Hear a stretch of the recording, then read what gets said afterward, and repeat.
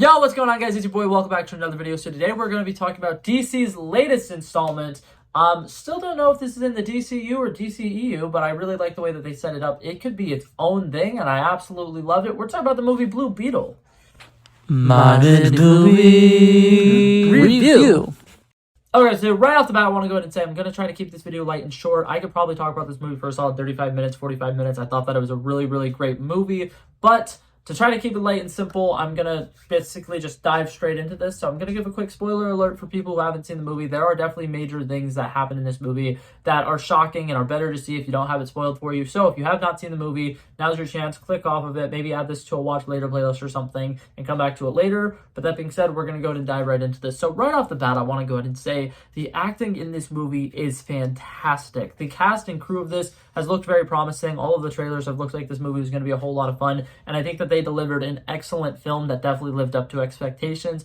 The main actor, Zolo, can't remember his last name right now, definitely mispronounced his first name. I'm going to put his name up on the screen. I wanted to go ahead and put my little disclaimer about the fact that currently the actors and writers are on strike, and us people who review movies and stuff like that are A-okay to be continuing to just give our critiques and stuff of movies. So the main reason I brought this up is I would know how to pronounce his name if he was able to do some press for his movie right now, but he can't because the studios suck.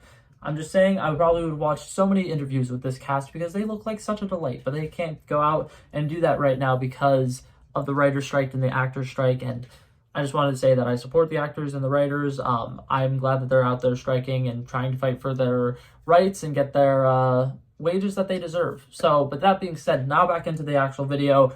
Some things that I want to go ahead and get right off the bat.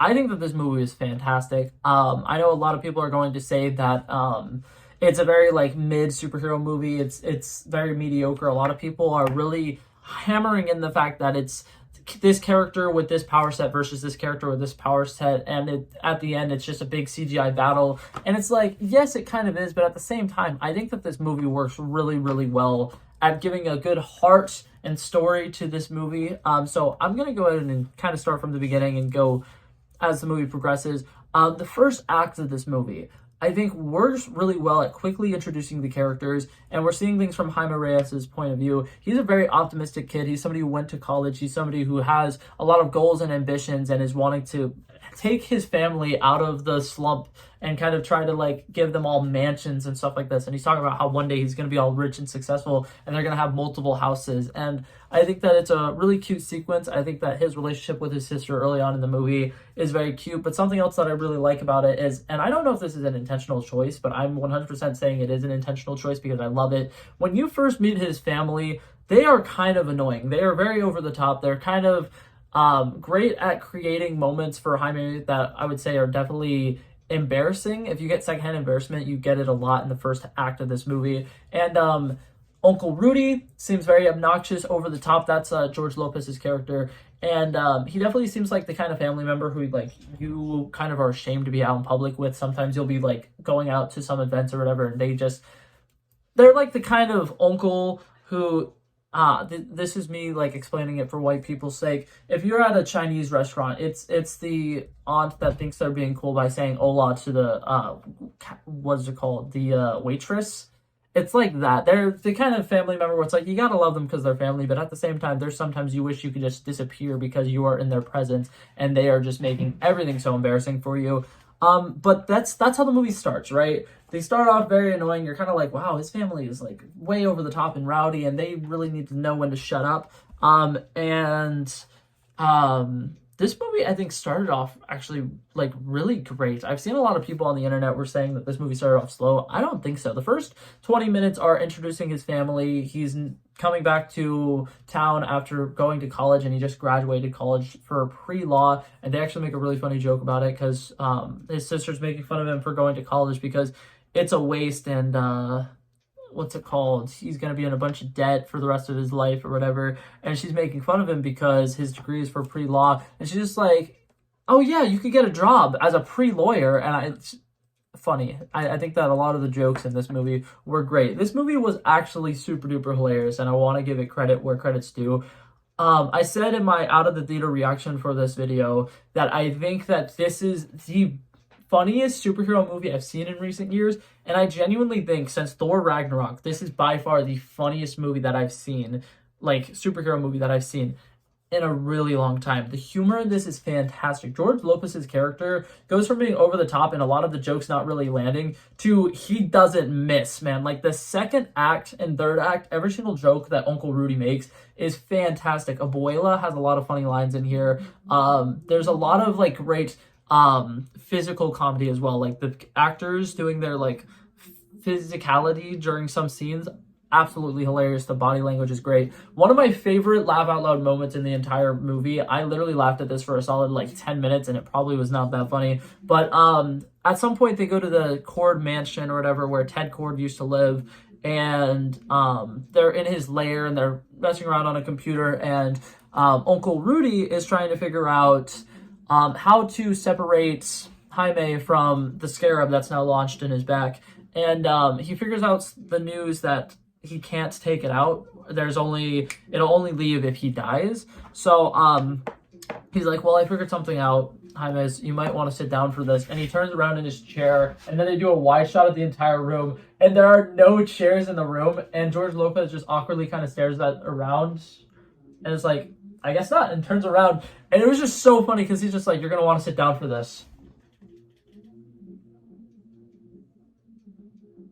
Okay, never mind. And then he turned around, and it was like a solid like 4 seconds of just dead silence, and it worked so well for me. I loved the humor in this. I think that a lot of it was just the comedic timing was on point for so many jokes. And Blue Beetle, part of the reason I really wanted to see this movie is because Blue Beetle is like in the comics how Spider-Man is like super quippy while he's fighting his bad guys. I'm not saying that he's not in the movies, but there's been a lot of like the live action movies that don't do a great job showing how quippy he is.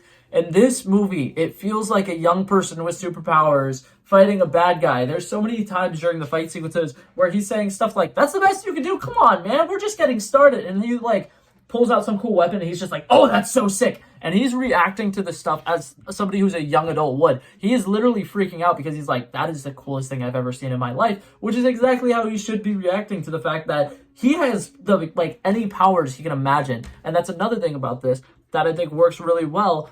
A lot of people complain about, oh, the main final fight of the movie is this guy who has the power to do whatever he wants and make whatever weapons he wants versus this guy who has the power to create any weapons he wants and makes whatever he wants. But the big thing you got to realize at the end of the day is one of them, Jaime Reyes, has no fighting experience. He's just a teenage guy. Well, he's not a teenage guy. He's 22. I keep forgetting that he's not actually a teenager because I'm used to Blue Beetle being 16 in like the Young Justice comics that I read.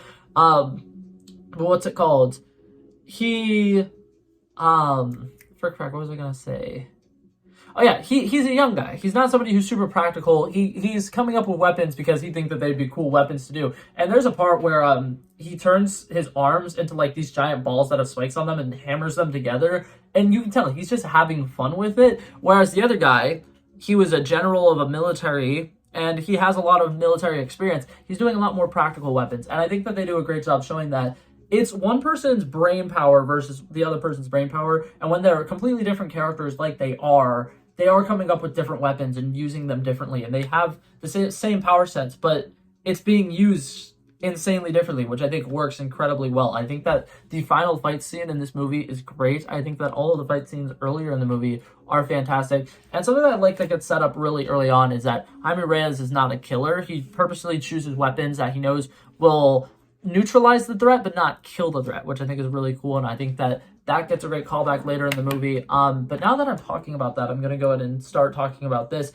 The Scarab themselves, I think that they did a really good job of characterizing it without making it too much of a character. I think that a lot of people online as well are kind of complaining about the fact that she didn't have a chance to actually like get a personality. So it's just like a random AI voice that you would see in like a Tony Stark suit or something like that.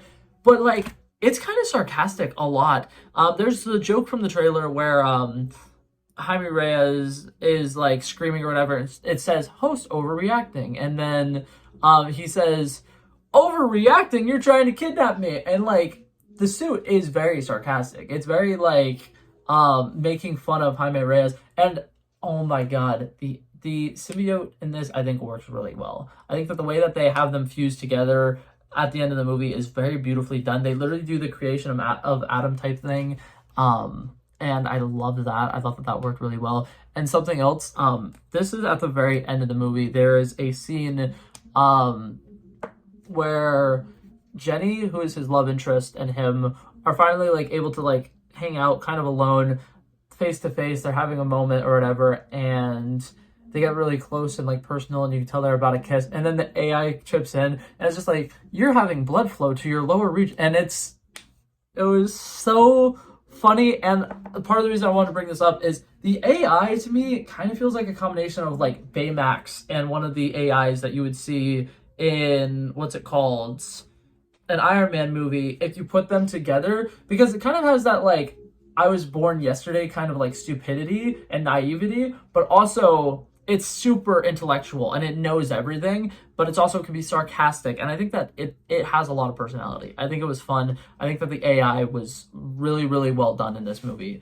and I thought it was great. Now I kind of want to talk about the family dynamic and the relationship in it, because I think that what they did with Jennifer Cord in this, was fantastic. Making her a love interest was really, really great. Kind of having the different dynamics of, she's somebody who grew up rich but really wished that she just had a family. She would have rather been poor and had a family, versus Jaime Reyes, who kind of is just like, it must be so nice being rich. I kind of wish I was rich, and not really fully understanding that what he has is nice. It's great to have a good family that loves you and is caring enough for you. And I really like the fact that she helps open his eyes to the fact that this family around him is very important to him. And I think that their relationship works really well. I think that after they have a couple of heartfelt scenes where like she's able to trauma dump on him, and he kind of realizes that she's never really had someone to be there for him, and he's kind of realizing that she isn't just like all the other rich people, which he already knew, but everybody in his family has kind of told him, she's a cord, she's obviously not going to be a great person. And this is kind of like a very eye-awakening moment for him, where he realizes not all rich people are dicks, which I think is great. But yeah, so that's fantastic. Something that I want to talk about now with the family. I mentioned in the first act they're very annoying, but what I love about it is by the end of the movie, you become very endeared to them. You really, really love them. You feel connected to them. The sister's really funny. Rudy's really funny. They both are very supportive. The sister doesn't necessarily have a specific scene where like it flips that switch and you can tell, oh my god, yeah, this is a great character. But Rudy does so many things where he's just a regular guy, but he risks his life to go fight the person whenever Jaime is down. And I think that it's a very heartfelt moment, and it's really does a great job of showing the sacrifice he's willing to make for his family. And eventually they have a heartfelt moment, Uncle Rudy and Jaime on a rooftop, and it is really cute. And in it, George Lopez's character, Uncle Rudy, is talking about how he's always felt like a disappointment. He's the younger brother. His older brother's always done everything. He's worked 16 hours a day, always done so much to support his family and basically give them a brand new life when they came to America. And he just kind of felt like a disappointment. And I like it because he's kind of become self-aware in this sense. Whereas the beginning of the movie, when he's like obnoxious, over the top, and he seems like just a giant man-child, it finally seems like he realizes what his purpose is. And I think for this movie has those themes in it a lot of what your purpose is. Jaime in the beginning of the movie has a scene where he's talking to his father about what his purpose is, and his father tells him his purpose is to be with him right there, right now, in this moment, to tell Jaime that you're not always going to know what your purpose in life is, but you will always be searching for it. And I like that that comes full circle in the end when his father is now passed away and he's seeing him in heaven, and he's like, it's not your time, but we found your purpose. It's the Scarab. It's the symbiote. You can be a hero. You can be somebody who we've never thought you could be. And this is what was meant for you. And it's just a very heartfelt scene. It's very emotional. I do think that that's probably one of the only times in the entire movie that the CGI looks off. But because it's such a heartfelt scene, it really doesn't take away from anything. I think that it works well. And if you're really like locked into the scene like I was, that little bit of, oh, that CGI didn't look that great, should not pull you out of it at all. I think it was really well done how they did this movie. The villains, I think, worked really well for this. Like I said, one of the main villains, his name is like Carapax or something like that. He's the indestructible man, and what's it called? He's been mind wiped, and he's literally a mindless goon for the main villain the majority of the movie. And then towards the end of the movie, he gets connected to the Beetle a little bit. It's a weird thing. There's like an extraction scene where they're trying to get the symbiote out of Jaime, and it doesn't fully work, but it kind of works to power up the suit or whatever. And when that happens, he gets his memories back, and I think it works really well, the way that they have him like kind of like a mindless kind of just goon. And I think that they set it up well as well. I think some people I've seen online, and I keep bringing up people I've seen online. I've seen like 3 or 4 reviews of it because I do research for my videos, so sorry if that like seems weird. But a lot of people that I've seen have mentioned that they think that the villain getting a random flash of backstory towards the end of the movie was like felt really forced. But I think it worked really well. I think that the actor playing him did a great job having this kind of like mysterious aspect to him. And I also think that villains work when you don't really know that much about them. Because something that I don't like is this villain is somebody who could be a sympathetic villain. He's just somebody who lost his family and is now having to do these things against his will because it's the only way he can stay alive. But the big thing is he's mind controlled. He doesn't know stuff. So for all the people who've complained about, oh, this villain was really underdeveloped, and then they randomly decided to give us all the development for him, he didn't know it, so why would we as the audience know it? I think that it worked really well the way that they did it. I think that by the end of the movie, I thought that that villain was a very endearing villain, and I think that the way that he died was epic, and I loved the way that he died, and the fact that in his final moments, he basically became a hero, dragging away the true villain of the movie into a flaming pit, and then they all explode. It was pretty cool.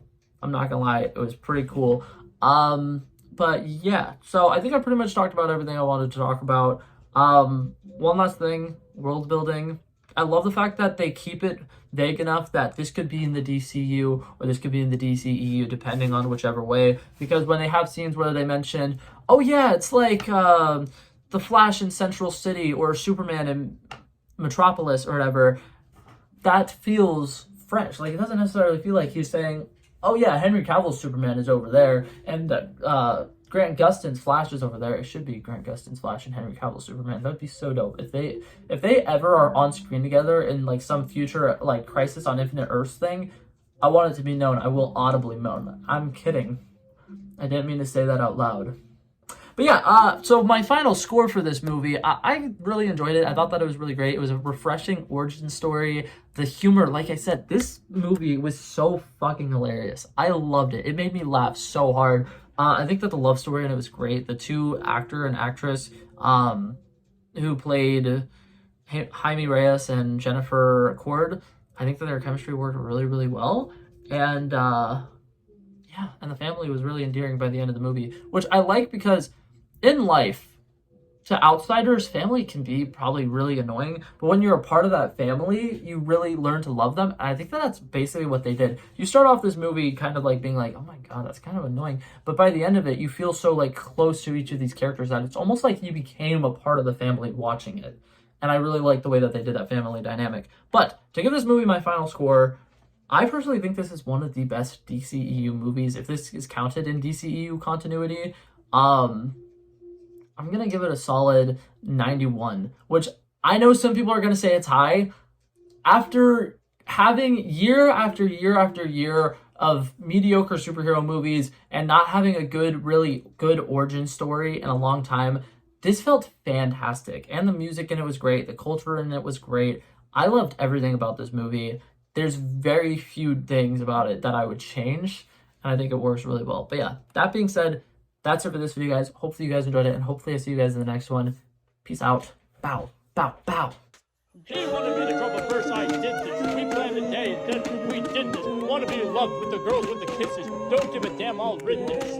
I like this when I run the distance. I run a fine page, go ballistics. I want to live within the business. Buy more than what's on the clearances. You're getting big because I know you're a physicist. I want to deny this shit, I'm unlimited.